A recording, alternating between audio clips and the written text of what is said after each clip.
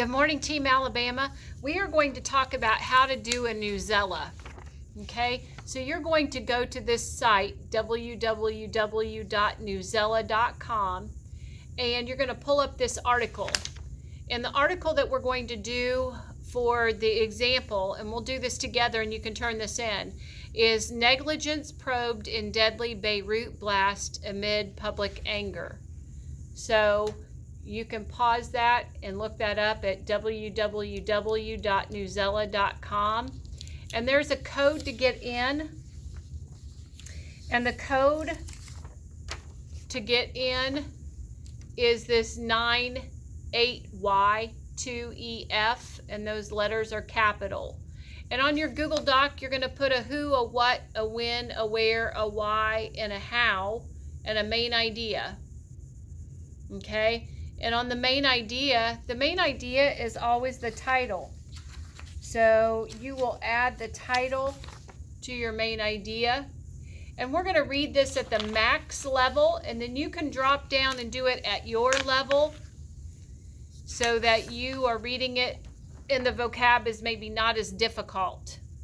Okay, so we're going to read this together, and if we were reading this in class, and you can do this on your Chromebook, I highlight the important things, and it gives you the choice to highlight in pink and yellow and green. So just pick a new color each time. Beirut, Lebanon, that's your where, so highlight that. Investigators are probing the deadly blast that ripped across Beirut, focused on August the 5th on possible negligence in the storage of tons of highly explosive fertilizer in a waterfront warehouse, while the government ordered the house arrest of several port officials. International aid flights began to arrive as Lebanon's leaders struggled to deal with the widespread damage and the shocking aftermath of August the 4th's blast, which the health ministry said killed 135 people and injured about 5,000 others. Public anger mounted the ruling elite that is being blamed for the chronic mismanagement and carelessness that led to the disaster. The Port of Beirut and Customs Office is notorious for being one of the most corrupt and lucrative institutions in Lebanon, where various factions and politicians, including Hezbollah, hold sway. Okay, so we're going to go ahead and we're going to take a look at those first three paragraphs. And we know a couple of things. We can answer our where. Where did this take place? So on our where, we can say, this happened in Beirut, Lebanon, in a waterfront warehouse. And that's a complete sentence. We start with a capital, we end with a period, and we make that a complete sentence. Okay? And it also told us in the article that when this took place. It said the widespread damage and shocking aftermath of August the 4th's blast. So on the when, and I changed that because I had the 5th, but you'll see I marked that out. You're going to need to type the 4th. This occurred on, I believe it was Wednesday the 5th. I think I had Thursday. So you're going to need to put that this occurred on Wednesday, August 4th, okay? So we changed that. So we have the when and the where. Okay, now our who is not really about a person this time. What is our article mostly about? Well, if you said the Beirut bombing, you're correct. So on the who, we're going to put this article is about the Beirut bombing or blast. Okay, so it's not really about a who, it's about a thing that happened. Okay, it's the noun in this situation. This article is about the bombing or Beirut blast. The Beirut bombing or blast. Okay, now, on the what, you're going to go back and you're going to pick something out of your article.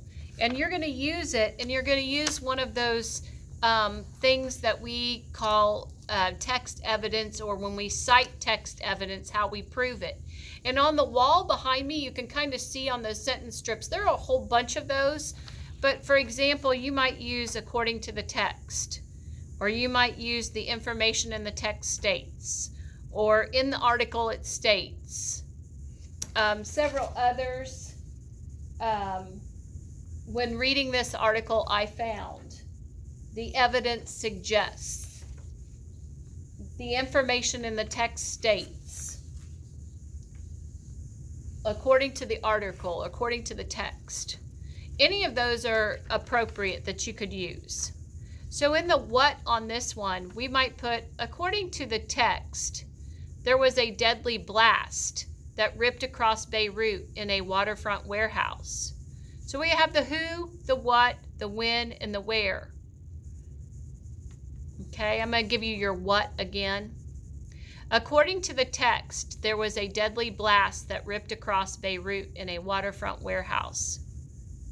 Now we're going to continue to read, and we're going to try and figure out the why and the how. Why is this such a big deal? Why is this a problem? And that's what we're reading for, the why and the how. And those are inference questions, meaning we have to use multiple areas of the text to figure out, why is this a big deal? Why is this a problem? And how was it such a big problem? Okay, that's what we're looking for.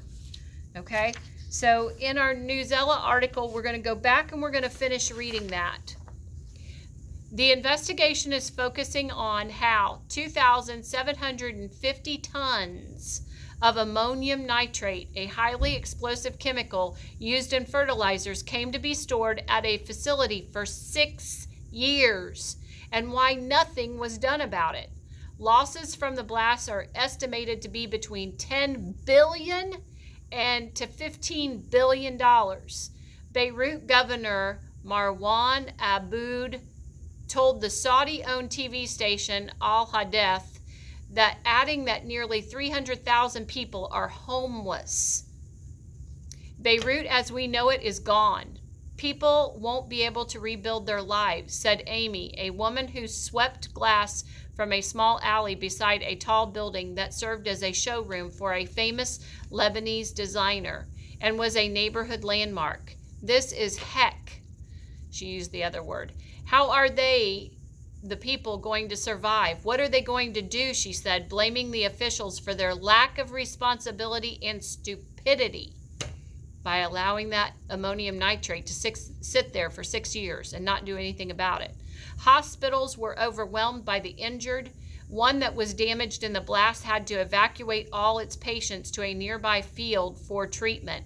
It was the worst single explosion to strike Lebanon, a country whose history is filled with destruction from the 1975 to 1990 Civil War, conflicts with Israel, and periodic terrorist attacks.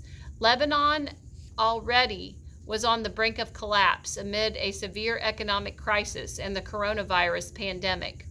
Many have lost their jobs and seen their savings evaporate because of a currency crisis. Food security is a worry, since the country imports nearly all its vital goods and its main port is now devastated. The government is strapped for cash. A senior U.S. Defense Department official and member of the U.S. Intelligence Committee said there were no indications of explosion was the result of an attack by either a nation state or a proxy forces, meaning did somebody do that to them. Both spoke to the Associated Press on condition of anonymity, meaning they didn't want to be known. They wanted to remain anonymous or not known, because they were not authorized to discuss intelligence briefings publicly. They told the AP, or Associated Press, that at the moment the explosion seems to have been caused by improper storage of explosives, fueling speculation that negligence, meaning they were just in the wrong because they didn't smartly save it, was to blame for the accident. An official letter circulating online showed the head of Customs Department had warned repeatedly over the years that the huge stockpile of ammonium nitrate stored in the port was a danger and had asked judicial officials for a ruling on a way to remove it. Ammonium nitrate is a component of fertilizer that is potentially explosive. The 2,750-ton cargo had been stored at the port since it was confiscated from a ship, meaning taken from a ship because they shouldn't have had it, in 2013. So that's like 7 years ago they've been keeping it. And on August the 4th, it is believed to have detonated after a fire broke out nearby. The 2017 letter from the customs chief to a judge could not be immediately confirmed, but state prosecutor, and this person's name I'm not familiar with, so Hassan Udat, ordered security agencies to start an immediate investigation into all letters related to the materials stored at the port, as well as lists of those in charge of maintenance, storage, and protection of the hangar. In the letter, the customs chief warned of the dangers and the materials remain where they are, affecting the safety of port employees, and asked the judge for guidance. He said 5 similar letters were sent in 2014, 2015, and 2016. So this guy had sent all these letters trying to tell him, hey, this is a problem. We're storing all this stuff that's explosive in here, and we're not doing anything about it. We need to get rid of it. They ignored it. The letter proposes the material be exported or taken somewhere, or sold to a Lebanese explosives company. It is not known if there was a response. Okay, we're going to stop there, and you could finish reading it at your own level, but I think we have enough information to answer the how and the why. Okay, so why was this a big deal? Well, it's a big deal because the information in the text states, Beirut as we know it is gone, and people won't be able to rebuild their lives, said Amy, a woman who swept glass from a small alley beside the tall building that served as a showroom for the famous Lebanese designer. You don't need to put that second part of it, said Amy. You can just end with, Beirut as we know it is gone, and people won't be able to rebuild their lives. You can leave that as your why. The information in the text states, Beirut as we know it is gone, and people won't be able to rebuild their lives. That's why it's so important. Why is this a big deal? Because buildings are gone, people are going to be homeless. You could use that statement from the article about how many people are going to be homeless. It's a big deal because it's destroyed their buildings, it's destroyed their businesses, and it's made people homeless. But use the text evidence, use the exact words. And then how? How is this such a big deal? Well, in the article it states that 2,750 tons of ammonium nitrate, the highly explosive chemical, basically blew up all of these buildings and businesses and made people homeless. Okay? So also make sure you add your main idea. And your main idea on your Google Doc, when you write all of these things, you have your who, your what, your when, your where, your why, your how, and then you have main idea. And main idea is usually the title of the story. It tells you what the story is going to be about. So for the main idea, you just put the title right here. And again, if you're searching for this, you're going to Newsela, and you're using that code, that 98Y2EF, to get into this article. And we will do these together, a couple of these together, until you understand how to do them on your own. But this is the way that you start to write a summary. A summary then you would just put in paragraph form. We're not quite there yet. We're not working on that. But this is what we do when in Power School. It has Newsela, and it has 5 of these and 5 achieves. So this would be one Newsela that you could do. Okay, and there's another one on the example page that you can do as well. Have a great rest of your day, Highland.